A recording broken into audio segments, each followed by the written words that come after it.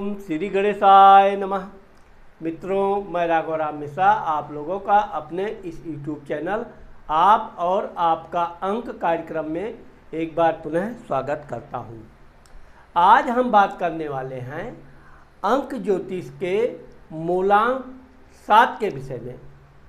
अभी मैं आपको बताना चाहता हूं कि अंक कुंडली एक ऐसी कुंडली होती है कि जो आप जन्म कुंडली में नहीं पकड़ सकते हैं वह आप अपने अंक कुंडली से जान सकते हैं। अंक कुंडली से इतना गहराई से इतने सूक्ष्म आप फलादेश कर सकते हैं कि सामने वाला आपके बातों से बिल्कुल आश्चर्यचकित हो जाएगा। मेरा कहने का मतलब यह है कि जैसे कुछ लोगों का जन्म की तारीख होती है लेकिन जन्म का समय नहीं होता है, वो अपने भविष्य के लिए थोड़ा चिंतित रहते हैं, मेरा भविष्य कैसे होगा, क्या होगा, क्या नहीं होगा। तो हम आपको ये बताना चाहते हैं कि जन्म कुंडली और अंक कुंडली में बहुत अंतर है, लेकिन दोनों का फलादेश अगर बिल्कुल एक जैसा हो तो आप आश्चर्यचकित हो जाएंगे। आज मैं आप लोगों को, चूँकि अपने पहले वीडियो में मैंने आपको 1 से लेकर 6 मूलांक तक फलादेश दे दिया है, आज हम आपको मूलांक 7 के बारे में बताएंगे कि मूलांक 7 वालों का जीवन कैसा होता है, इनकी आर्थिक स्थिति क्या होती है, इनका पारिवारिक जीवन कैसा होता है, परिवार में इनके संबंध कैसे होते हैं और यात्रा इत्यादि ये कब कब करते हैं। तो अब चूँकि हम आपको अभी जो बता रहे हैं ये आप देखिए कि जिन लोगों के जन्म की तारीख 7 तारीख है, 16 तारीख है या 25 तारीख है तो उन लोगों का मूलांक 7 होता है। अब यहाँ पर आप देखिए, जैसे 16 को आप जोड़ेंगे 6 1 7 हो गया, 25 को आप जोड़ेंगे तो 2 और 5 7 हो गया। इस प्रकार से जिन लोगों के जन्म की तारीख 7 तारीख, 16 तारीख, 25 तारीख हुई है उनका मूलांक 7 होता है और मूलांक 7 का स्वामी वरुण यानी कि केतु होता है। अब अंक कुंडली में यह कहा गया है कि जैसे 4 नंबर का स्वामी हर्षल यानी कि राहु, उसी तरह से 7 नंबर का स्वामी वरुण यानी केतु। अब जिन लोगों का स्वामी केतु है उन लोगों का पहले तो हम आपको ये बताना चाहते हैं कि अब यहाँ पर देखिए अंक, ये जो आपको चार्ट दिख रहा है इसका जन्म कुंडली से कुछ भी लेना देना नहीं है। ये हम आपको समझाने के लिए एक अंक कुंडली का चार्ट बना रहे हैं। इसके माध्यम से हम आपको समझाना चाहते हैं कि आप इनके मूलांक 7 वालों के जीवन के बारे में जो कुछ भी जानना है, गहरी से गहरी बातें आप बहुत आसानी से जान सकते हैं। अब यहाँ पर देखिए कि एक नंबर का स्वामी सूर्य होता है।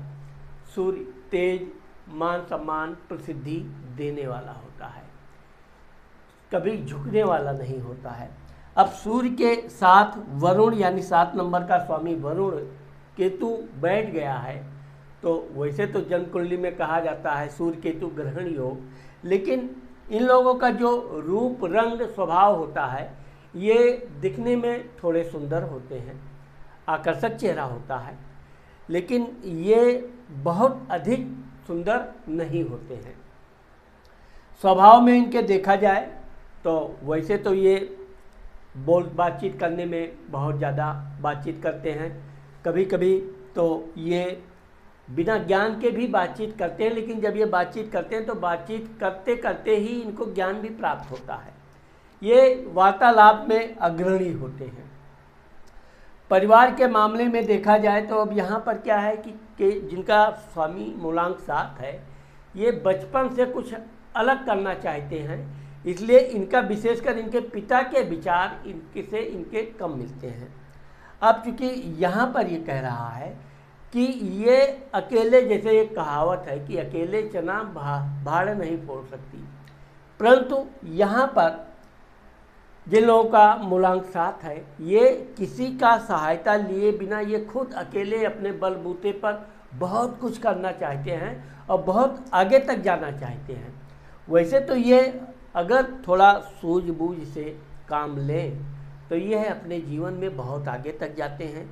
और एक दिन ऐसा भी आता है कि इनके पास अपना खुद का घर, वाहन, बच्चे, संतान सब होते हैं, परंतु जहाँ पर ये गुस्से में, जल्दबाजी में, क्योंकि ये जल्दबाज बहुत होते हैं।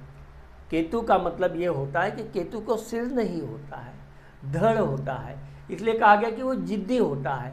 उसने जो काम सोच लिया कि हमको ये करना है, उसका जो भी परिणाम हो, वो परिणाम की चिंता 7 नंबर वाले नहीं करते हैं। उनको वो करना ही है, और वो आगे चल के नुकसान भी हो जाए तो भी उनको कोई दुख नहीं होता है। इनको दुख इस बात का होता है कि कोई इनको सलाह देने लगे तो ये बहुत बुरा मान जाते हैं, इनको सलाह लेना पसंद नहीं है। अब हम आपको इनके बारे में ये बताएंगे कि यहाँ पर देखिए 2 नंबर, अब 2 नंबर का स्वामी चंद्रमा होता है, चंद्रमा के साथ शनि बैठा हुआ है। अब ये आप देखोगे कि मूलांक 7 वाले छोटी छोटी यात्राएं बहुत करते हैं, इतनी यात्राएं करते हैं, बल्कि ये कहा जाए कि इनका हर महीना किसी न किसी छोटी मोटी यात्रा से संबंधित रहता ही है। अब चूँकि चंद्रमा जल का कारक भी है, समुद्र का भी, तो ऐसे लोग जलीय यात्रा बड़े आनंद से करेंगे, या ये कहीं भी यात्रा करने जाएंगे तो वहाँ स्विमिंग पूल, नदी, तालाब या कोई भी बड़ा जलाशय होगा, वहाँ इनको बड़ा आनंद आएगा। हरियाली इनको बहुत प्रिय है, तो ये अपनी यात्रा के दौरान जहाँ झरने इत्यादि गिरते हैं वहाँ भी जाना पसंद करते हैं, जहाँ खूब हरियाली हो वहाँ भी जाना पसंद करते हैं। और यह अपने जीवन में वृद्धावस्था में तो भी ये यात्रा करते ही रहते हैं। अब आप यहाँ पर देखिए 3 नंबर में मंगल बैठा हुआ है। अब 3 नंबर का स्वामी गुरु होता है। गुरु विद्या, बुद्धि, ज्ञान, अहंकार देता है, और वहाँ पर मंगल बैठा हुआ है। अब 3 नंबर का स्वामी के साथ मंगल का बैठना ये बताता है कि मूलांक 7 वाले धन अधिक अर्जित करने के बजाय ये ज़मीन जायदाद ज़्यादा लेंगे, और ज़मीन भी ये कोई भी ज़मीन ले लें, विवादित ज़मीन ले लें तो भी ये इनका हो ही जाता है। यह बहुत कम समय में, यानी 30-35 वर्ष तक यह अपने घर इत्यादि के लिए ज़मीन जायदाद बना ही लेते हैं। बहुत लेट हुआ तो ये 35 वर्ष निकल जाता है, लेकिन तब तक ये जो भी ज़मीन लेते हैं वो निश्चित तौर पे बहुत सही जगह होती है।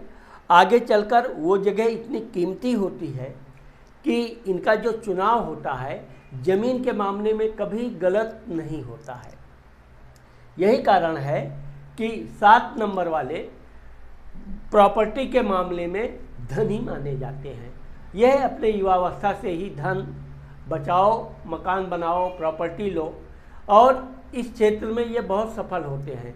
यहाँ तक कि अगर ये कहीं व्यापार बिजनेस में बिल्डिंग इत्यादि बनाना या घर का खरीद फरोख्त बेचना या ज़मीन से निकलने वाली चीज़ों जैसे पत्थर हुए, आभूषण हुए, जैसे कि रत्न हुए, इन सब चीज़ों से संबंधित अगर ये व्यापार बिजनेस करते हैं तो उसमें ये बहुत सफल होते हैं। अब यहाँ पर 4 नंबर के साथ में सूर्य बैठा हुआ है। अब आप देखिए कि 4 नंबर का स्वामी हर्षल यानी कि राहु होता है। अब राहु के साथ सूर्य बैठ गया। सूर्य के बैठने का मतलब ये होता है कि एक प्रकार से सूर्य को ग्रहण लग जाता है। अब ऐसे लोग, सूर्य क्या कारक है? पिता का कारक है, मान सम्मान, राज्य सत्ता, सरकार से लाभ, सूर्य। अब वहाँ पर ग्रहण लग गया तो ऐसे लोग क्या है, मैंने आपको पहले ही बताया कि इन लोगों का इनके पिता के साथ विचार नहीं बनता है। अब चूँकि यहाँ पर थोड़ी कड़वी बात होती है कि ये अपने पिता को ही सलाह देने लगते हैं, ऐसा करना चाहिए, वैसा करना चाहिए, आपने ये गलत किया, उनकी कमी निकालना शुरू करते हैं। वैसे तो ये सूर्य इनको यानी इनका पिता इनको हर तरह का रहना, खाना, शिक्षा, दीक्षा सब देते हैं, इनकी बात भी मान लेते हैं। कभी कभी तो ये होता है कि ये बोलने लगते हैं तो इनके पिताजी की ना गलती होते हुए भी वो मान जाते हैं। लेकिन ये है कि दोनों के बीच में जो विचार हैं वो बहुत कम होते हैं। अब ऐसा ये नहीं है कि ये अपने पिताजी का सम्मान नहीं करते हैं, अपने पिताजी का सम्मान करेंगे, उनकी देखभाल करेंगे, उनकी सेवा करेंगे, कोई उनके सेवा में ये कमी नहीं लाने देंगे। विचार अब इनको जो करना है ये वही करेंगे।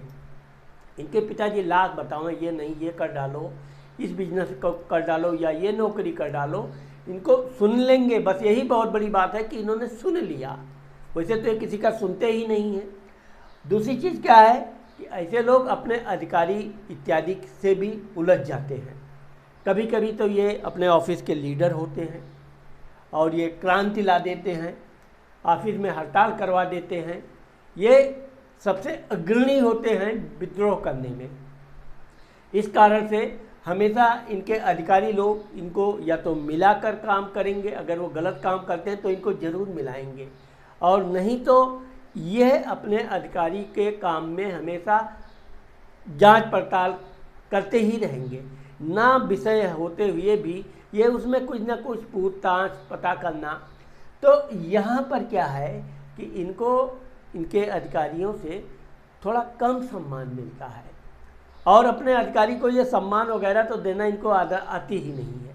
डायरेक्ट खुला बात करेंगे, बिल्कुल निडर, केतु वाले निडर होते हैं। यहाँ पर यह है कि जब ये 35-36 वर्ष के बाद काम करना चालू करते हैं तो थोड़ी इनके अंदर विवेक जागती है, जिम्मेदारियाँ बढ़ती हैं, खर्चे बढ़ जाते हैं, तब ये थोड़ा समझौतावाद हो जाते हैं। तब ये अपने पिताजी का भी थोड़ा सम्मान करना चालू कर देंगे, उनके साथ वो गलत भी तब कर दें तब नहीं बोलेंगे।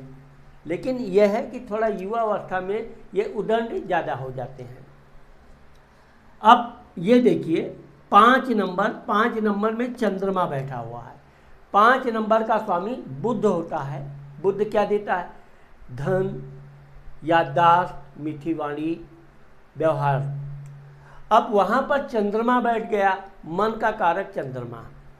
तो अब ये लोग जो व्यापार करेंगे, आप देखिए कि अगर 7 नंबर के लोग जलीय व्यापार, जल से निकलने वाली वस्तुओं का व्यापार, जैसे सीप हुआ, शंख हुआ, मोती हुआ, समुद्र से निकलने वाली कोई भी वस्तु ऐसी है जो समुद्र में पैदा होती है, निकलती है, जलीय जल से, वो चीज़ में अगर ये लोग 7 नंबर वाले व्यापार में उतरते हैं तो इनको बहुत लाभ होता है। अब ये अलग बात है कि इनको व्यापार के लिए यात्राएं बहुत करनी पड़ती है, कभी भी इनकी यात्रा फेल नहीं होती है। व्यापार के लिए जो यात्रा करेंगे ये उसमें हमेशा सफल होते हैं। 6 नंबर, अब 6 नंबर में का स्वामी शुक्र होता है। शुक्र के साथ गुरु बैठ गया। अब शुक्र क्या होता है? प्रेम, अफेयर, लव, आनंद, मौज मस्ती, विपरीत लिंगी लोगों के साथ घूमना टहलना। अब वहाँ पर गुरु बैठ गया। अब जहाँ गुरु शुक्र के साथ बैठ गया तो इनके विचार यहाँ पर गड़बड़ हो जाते हैं। एक मन इनका कहेगा कि ये विपरीत लिंग है, जैसे ये लड़की है तो लड़का है तो दोस्ती हो भी जाती है। दोस्ती करते करते ये आनाकानी करो न करो, गलत है, यहाँ पे क्या लोग कहेंगे। तो इस उलझने के चक्कर में ये अपने विचारों में ही इतना द्वंद्व करने लगते हैं कि इनकी दोस्ती होते होते टूट जाती है। ये दोस्ती हो भी गई, अपने मित्र पर बेवजह शक करने लगेंगे। ये लेट पहुँचे तो चलेगा, लेकिन अगर इनका दोस्त सामने वाला, सहेली है, सहेल जो भी है, लेट आई तो उसके लिए दुनिया भर का भाषण। तो इस कारण से ये देखा गया है कि मूलांक 7 वालों के लव यानी अफेयर अधिक सफल नहीं हो पाते हैं। ये जब तक चुपचाप बैठे रहें, अपने सामने दोस्त की बात के हाँ में हाँ मिलाते रहें, इनकी दोस्ती चलती रहेगी। लेकिन जहाँ इन्होंने अपने बुद्धि का प्रयोग करना चालू किया तो ये सामने वाले से ऐसे ऐसे प्रश्न कर लेंगे, ऐसी ऐसी बातें पूछ लेंगे कि सामने वाला इनको प्रेम करते हुए भी इनसे दूर हो जाता है। लेकिन ये भी देखा गया है कि ऐसे लोग अपने जीवन साथी के साथ अच्छे संबंध रखते हैं, उसको जिम्मेदारी के साथ उसकी जो भी ज़रूरतें हैं पूरी करते हैं, उसके साथ टहलना घूमना धार्मिक यात्रा करना ये इनकी विशेषता होती है।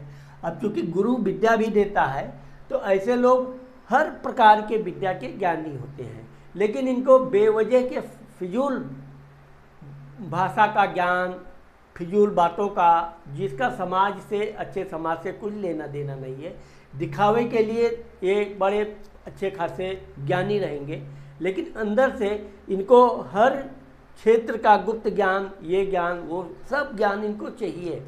यही कारण है कि इनको नॉलेज तो होता है लेकिन वो ज्ञान लेते समय थोड़ा डरते हैं। चोरी में ज्ञान लेंगे लेकिन लेंगे जरूर। 7 नंबर का स्वामी मैंने आपको बताया वरुण यानी केतु होता है। अब केतु के साथ हर्षल बैठ गया तो इनके घर में अगर किसी बात पर कोई विवाद होता है, वैसे तो ये कह रहा है कि ज़्यादातर इनके घर में छोटे छोटे विवाद होंगे, कोई बड़ा विवाद होता नहीं है।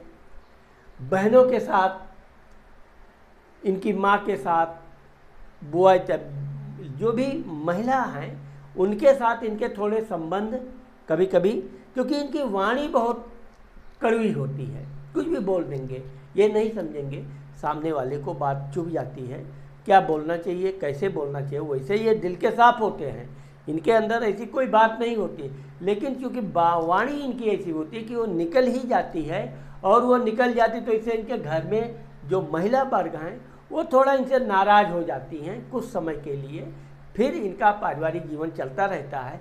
तो इस प्रकार से देखा जाए तो इनके घर का जो आंतरिक मामला है ठीक ठाक चलता है, उसमें कोई बहुत ज़्यादा तनाव नहीं होता है। 8 नंबर, अब 8 नंबर का स्वामी शनि होता है और शनि के अंक के साथ बुध बैठा है। मैंने आपको बताया शनि न्यायवादी भी होता है, दूर की यात्रा भी देता है, जलीय यात्रा इनको बहुत पसंद होती है और ये दूर दूर की यात्रा करेंगे। कोई व्यापार के लिए इनको बोले 7 समुद्र उस पार से कोई सामान ला के यहाँ बेचो तो माला माल हो जाओगे, ऐसे लोग निडर अकेले चल देंगे। इनको यात्रा से तो कोई भय लगता ही नहीं है, और ये जितनी दूर की वस्तु लाएंगे ये उतना अधिक लाभ कमाएंगे। इसीलिए ऐसे लोग दूर दूर की वस्तु, नई खोज, नया चीज़ कोई मार्केट में लाते हैं और उससे ये अपने जीवन में बहुत अधिक धन प्राप्त करते हैं और अपनी जीवन को बहुत सफल भी बनाते हैं। 9 नंबर, अब 9 नंबर का स्वामी मंगल होता है, मंगल के साथ शुक्र बैठ गया। अब मंगल शुक्र का ज्योतिष कुंडली में ये कहा जाता है कि जिसका मंगल शुक्र एक साथ हो जाए वो व्यक्ति थोड़ा कामुकता में वृद्धि हो जाती है, हार्मोन्स उनको अधिक हो जाता है, इनके अंदर भी हार्मोन्स बिल्कुल कूट कूट कर भरा होता है। ऐसे लोग अपने जीवन में 2 से 3 बच्चे पैदा करते हैं, पत्नी को खूब प्रेम करते हैं, पत्नी के अलावा भी ये बाहरी दोस्ती करने का प्रयास करते हैं, कभी कभी तो ये सफल भी हो जाते हैं। इनका अपनी पत्नी के अलावा भी अन्य किसी स्त्री से संबंध बन जाते हैं। इसी तरह से आप देखोगे कि ये हष्ट पुष्ट रहेंगे। इनकी एक विशेषता यही है, आप इनके उम्र को नहीं पता कर सकते हैं जब तक ये ना बताएं, क्योंकि इनकी बॉडी चुस्त दुरुस्त होती है और ये अधिक उम्र में भी युवा दिखते हैं। इनका यही कारण है। अब ये है कि ये तेज तर्रार बहुत होते हैं दोस्ती के मामले में, अपने से विपरीत लिंगी लोगों के मामले में उनको गिफ्ट देना, उनके साथ किस तरह बातें करना, बातों को किस तरह वाक्पटुता से घुमा फिरा के अपने मतलब की बात करना, इस सब में ये माहिर होते हैं। तो इनके जीवन में ये देखा गया है कि 7 नंबर के लोग दिल के साफ होते हैं, ये पक्का है। भले इनको राहु ना मतलब सिर ना होने से इनका सोचने की जो क्षमता है वो दूसरों से सलाह नहीं लेने के कारण ये कभी कभी फेल हो जाते हैं, क्योंकि अपने जिद ये अपना ही सोचा करेंगे, जो इनके दिल में आया कि ये करना है, यही सही है, वही सही है। तो इस तरह से 7 नंबर के जो लोग होते हैं, 7 मूलांक वाले, यह अपने जीवन में कुछ थोड़ा सा परिवर्तन अगर कर ले। नंबर 1, पिताजी के साथ कभी पिता की प्रति बुराई सोचना छोड़ दें, तो यह अपने जीवन में बड़े बड़े अधिकारी बनते हैं और बड़े ऊंचे पदों पर भी जाते हैं और बहुत अच्छा मान सम्मान प्राप्त करते हैं। ऐसे लोग देश के लिए भी बहुत कुछ करते हैं। यहाँ पर यह देखा गया है कि ये चूँकि बताया मैंने आपको, बेवजह घर के लोगों के ऊपर ये शक करने लगते हैं। किसी ने कहा कौवा कान ले गया, तो 7 नंबर वाले तो बिल्कुल कौवा ढूंढो, कौवा किधर गया, कान नहीं ढूंढेंगे। तो ये इनकी यही कुछ आदतें हैं कि ये दूसरों की बात सुनना, दूसरों से पूछना, उनकी सलाह मानना थोड़ा ना होने के कारण, जिद्दी स्वभाव होने के कारण ये कहीं कहीं थोड़ा नुकसान भी उठा लेते हैं। लेकिन यह है कि अपने कार्य के क्षेत्र में धन के मामले में बहुत होशियार होते हैं। आप 7 नंबर वाले को देखोगे, उनके पास अच्छा घर, मकान, गाड़ी सब, आगे चलकर युवावस्था के बाद इनके पास हर वो सुख सुविधा होगी। तो इस तरह से 7 नंबर वाले जो होते हैं, ये दिल के साफ होने के साथ साथ लोगों की सहायता भी करते हैं, लोगों की मदद करेंगे। ऐसा नहीं है कि ये स्वार्थी होते हैं, ये समाजवाद भी होते हैं, धार्मिक होते हैं। अब धर्म के मामले में अपने धर्म के अलावा भी अन्य धर्मों को भी ये मानते हैं। तो इस प्रकार से आप देखोगे कि अब चूँकि 7 नंबर वालों को माँ का सुख अच्छा मिलता है, इनकी माँ की आयु लंबी होती है, पिता के सुख में थोड़ी कमी पाई जाती है। भाइयों के मामले में भाई होते हैं, भाई भी इनसे तेज तर्रार होते हैं, तो भाई से इनके संबंध लगभग ठीक ठाक रहते हैं। तो इस प्रकार से मूलांक 7 वालों का जो जीवन है, ये जीवन के शुरुआती दौर में ये आप देखोगे कि ये 25 से 34 वर्ष का जो जीवन इनका होता है वो थोड़ा संघर्षमय होता है। लेकिन 34 वर्ष इन्होंने जैसे पार किया, फिर ये एक के बाद एक उन्नति अर्जित करते हैं और इनके बच्चे बहुत सुंदर और बहुत होनहार और बहुत ज्ञानी होते हैं। अब आप देखोगे कि 7 नंबर वालों का जब ये 7 वर्ष के होते हैं, तो इनके जीवन में कुछ ऐसी विशिष्ट घटना होती है जो इनके लिए एक लाभदायक सिद्ध होती है। जब ये 16 वर्ष की आयु होते हैं, तब ये शिक्षा दीक्षा में कोई बहुत बड़ी उपलब्धि प्राप्त करते हैं, जिससे इनके पढ़ने लिखने का और मनोबल बढ़ता है और परिवार वाले इनको अत्यधिक सहयोग करना चालू कर देते हैं। जब ये 25 वर्ष के होते हैं, तो यह समय इनके शादी विवाह का बनता है। यही लगभग इनके समय में इनकी शादी विवाह हो जाती है, या 25 से 29 वर्ष तक इनकी शादी होती ही है। शादी होने के बाद फिर ये अपने जीवन में कुछ करना है, आगे बढ़ना है, और फिर ये तेज़ी से आगे की तरफ बढ़ने लगते हैं। जब ये 34 वर्ष के होते हैं, तब तक इनके भगवान की कृपा से 1 से 2 संतान हो जाती है। संतान की इनकी समस्या समाप्त हो जाती है। फिर ये धन बचाओ, घर बनाओ, वाहन लाओ, और मित्रों के मामले में देखा जाए तो मित्रों के साथ भी ये आते जाते रहेंगे, मिलते रहेंगे। लेकिन यह है कि मित्रों से यहाँ से ये थोड़ा समय कम देकर अपने काम पर अधिक ध्यान देना शुरू करते हैं। 43 वर्ष के आयु तक इनका लगभग घर वर सब हो जाता है। फिर ये पैसा कमाओ और बचाओ। यहाँ से इनका जीवन हम आपको आगे पूरा डिटेल में बताएंगे आगे आने वाले कुंडली में, कि तब मैं अलग अलग तारीखों का बताऊंगा। अभी मैं ये ज़रूर बताऊंगा कि अगर आपने मेरे चैनल को सब्सक्राइब नहीं किया है, तो आप अपने मेरे चैनल को सब्सक्राइब करके रखिए, क्योंकि आगे हम आपको ये बताने के लिए समझाना चाहते हैं कि जब हम विस्तार से एक एक जन्म की तारीख का बताएंगे, तो फिर आपको सुनने में, समझने में किसी तरह की कठिनाई ना हो। जब ये लोग 43 साल की उम्र होती है इनकी, तब इनके जीवन में मैंने बताया कि ये धन बचाना शुरू करते हैं, और 52 वर्ष की आयु में इनके जीवन में स्वास्थ्य अच्छा रहता है। आप 52 वर्ष के कहते नहीं कि बावना हो गए, बावना होने के बाद भी ये 32वां ऐसा लगेगा कि अभी बिल्कुल हष्ट पुष्ट ये आदमी कुछ मजबूत, किसी तरह के इनके स्वास्थ्य में कमी नहीं आएगी। 52 वर्ष में इनको देश से, राष्ट्र से, कहीं ना कहीं समाज से उच्च पुरस्कार प्राप्त होता है और ये समाज में एक अच्छे मान सम्मान के साथ जीना चालू कर देते हैं। 61 वर्ष की आयु आते ये अब भले नौकरी चाकरी करते हैं तो ये रिटायरमेंट ले लें, लेकिन उसके बाद भी ये घर में बैठने वाले नहीं हैं। ये कुछ ना कुछ विशेषकर कृषि इत्यादि का काम करना, घर में फूल पौधे लगाना, उनको जल देना, या और भी जलीय मैंने आपको बताया हरे पेड़ पौधों से संबंधित, कुछ लोग तो किसानी चालू कर देते हैं, सामान बेचना, कृषि कार्य से संबंधित। तो ये लोग 60 वर्ष के बाद भी रिटायर नहीं माने जाते हैं। जब ये 70 वर्ष के हो जाते हैं तब उसके बाद ये भगवान की पूजा पाठ करना, धार्मिक कार्य करना, सामाजिक लोगों को दान धर्म करना, यह सब इनकी एक आदत होती है। अपने बच्चे नाती पोतों, विशेषकर नाती बहू लड़की आदि के साथ तीर्थ यात्रा करना, कोई शुभ समारोह करना।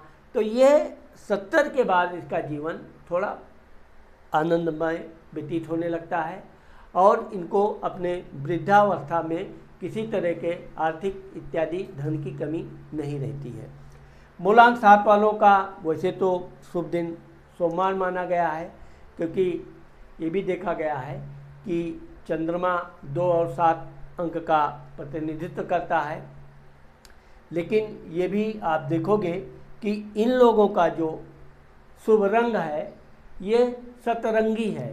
7 रंगों से बना हुआ जो सतरंगी कपड़े होते हैं, इन लोगों को अपने पास इस तरह के कई कलर रंगों से रंगीन पेन, रुमाल अपने पास रखना चाहिए।